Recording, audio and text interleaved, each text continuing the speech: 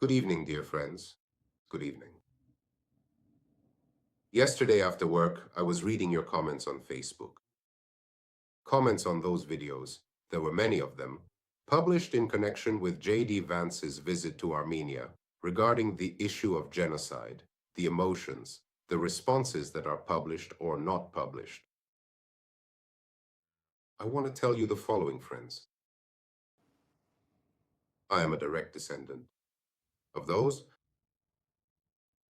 who were killed, exterminated during the Armenian Genocide. My great-grandfather was left an orphan during the first massacre of Abdul Hamid in 1894. In 1915, he lost two sons, the only ones he had at that time, and his wife. Later, they had other children. Another one of my grandfathers was left an orphan, and another great-grandfather as well. My great-grandmother was taken in by American missionaries when she was 5 years old. It's not quite the same, I understand. Everyone feels solidarity. But in my case, as with all Western Armenians, this has run through our entire lives. We lost our beloved homeland. We lost the precious ability to speak our own native language. And we lost the chance to live among people just like us. Individuals who think the same way, share the same rich culture, and even look exactly the same. We don't have that place on earth. All that's left is a small Armenia, a part of greater Armenia. And here's what I'll tell you, dear friends. I honestly do not care one bit what anyone says about the historical Armenian genocide, who chooses to post a tweet or who retweets it, because I am deeply a part of this genocide. It has run through my entire family, all of my ancestors. It's one thing when these are just legends, but my great-great-great-grandmother was from Salashkert, and my ancestors came from Sigdir 150 years ago, and we also had someone there. That's one thing. For me, it's a living memory, just like for all those scattered around the world. It works completely differently. It feels completely different. That's why I don't care. Recognition of the genocide. It's important, of course, but by now, everyone who could or couldn't has already recognized it. What has that achieved? Nothing. For Western Armenians and for those Armenians who understand the situation, for patriots,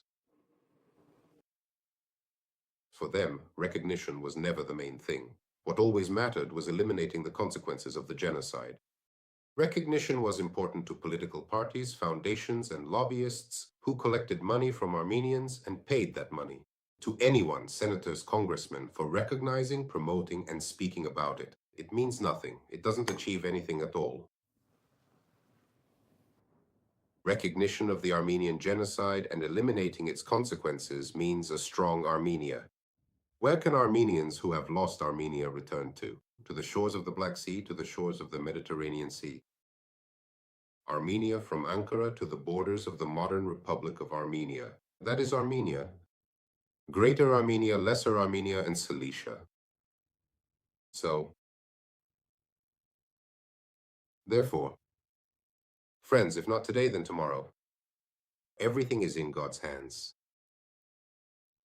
As it is written in the book of fate, so it shall be. What worries me more here is this. The inefficiency, the collective inefficiency of all these scattered pieces of the Armenian mosaic living on the globe. To this day, there is no single Armenian organization. No one is interested in creating one. Everything that exists, as I have told you many times, I won't repeat myself. Armenians, instead of using their ancient history, especially within the framework of European civilization, the very foundation of all Europe, both linguistically, genetically, and territorially. Instead of using the fact that Armenians are the first Christian country, there are endless things that could be used. Armenians simply haven't done any of this. Issues are resolved by expanding one's influence, by having agency. Today, Armenia and Armenians are an object. No one takes an object into account. Some doors might be opened for it, or they might not be. Today, the Americans have opened these doors for Armenia as an object.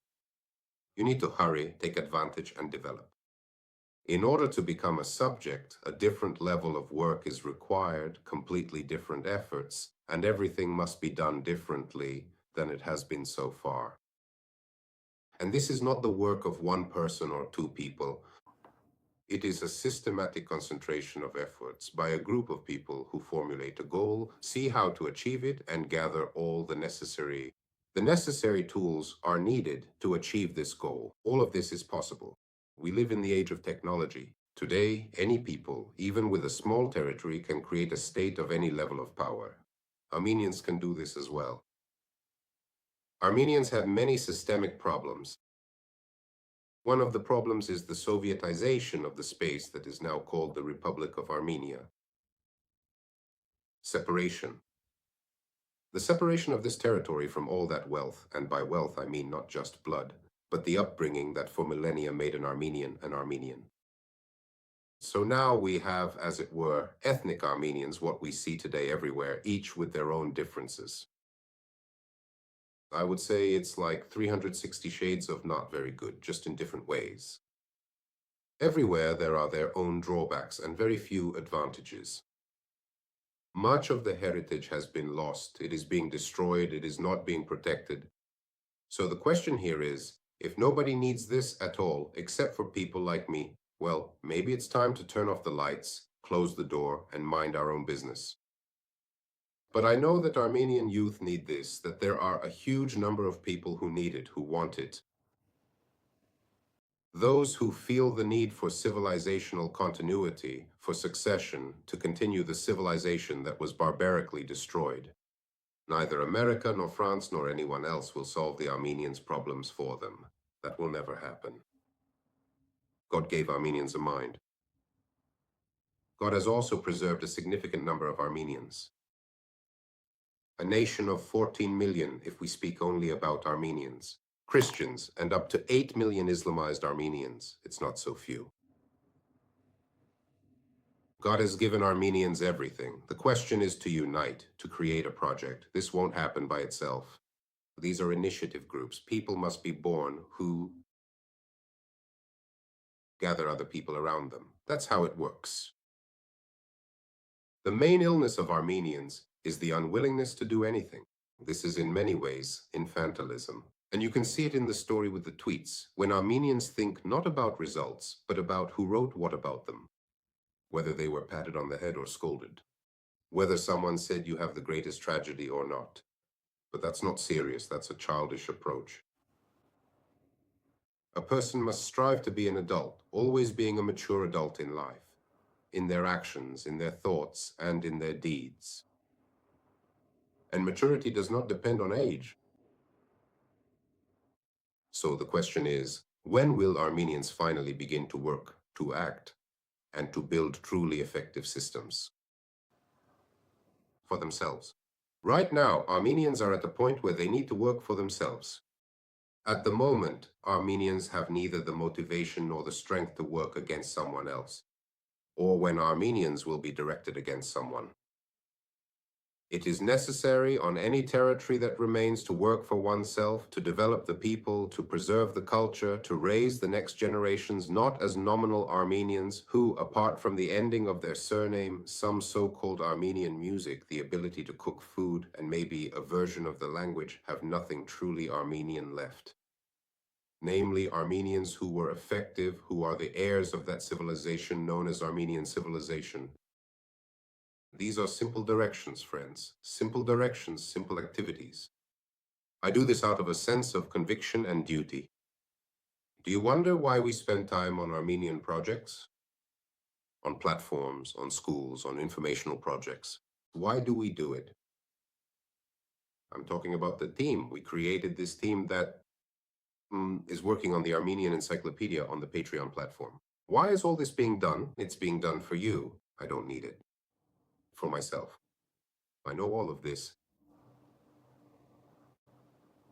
And not only do I know it, it's part of my identity. I need the youth, and not just the youth, to understand the meaning of Armenian culture. That's what it's all about, as they say. What is The core meaning, the essence. Friends, that's why it's a matter of choice. Who do you want to be? How do you live? What do you do? Are you continuing something? Or are you just imitating and profaning? It's important to understand this. What is more important to you? That's it. That's what this is about. Friends, that's why everything is always possible. There's nothing impossible. You truly need to have unwavering faith in the Lord and strive to live very close to God every single day. And then, in His own time, He will surely help you. But if you simply sit back and just wait for God's help while doing absolutely nothing to follow His holy commandments, well, you must understand that is simply not how it works in your life. Then you're already on a different plane. Those are my thoughts, friends. Subscribe to my YouTube channel. We are moving forward. It's very important and interesting for me to tell you about geopolitics and history. That's mostly what I do, and not just in regional contexts. That includes Armenia, the Middle East, and Eastern Europe. Those topics are more interesting and important to me. Subscribe. And of course, to those who are listening, my friends, subscribe to the Armenian Encyclopedia and support it. It's very important. You can do this in the video description and on the channel's About page. On the Patreon platform, Armenian Encyclopedia. Support, take part, make your important contribution. Any national work, any effort to build a national corporation is the work of everyone, not just a few. One group does the work while others just stand by, applaud, and say, "Well done." Thank you so much for being here, for subscribing, for watching. See you next time, friends. Thank you.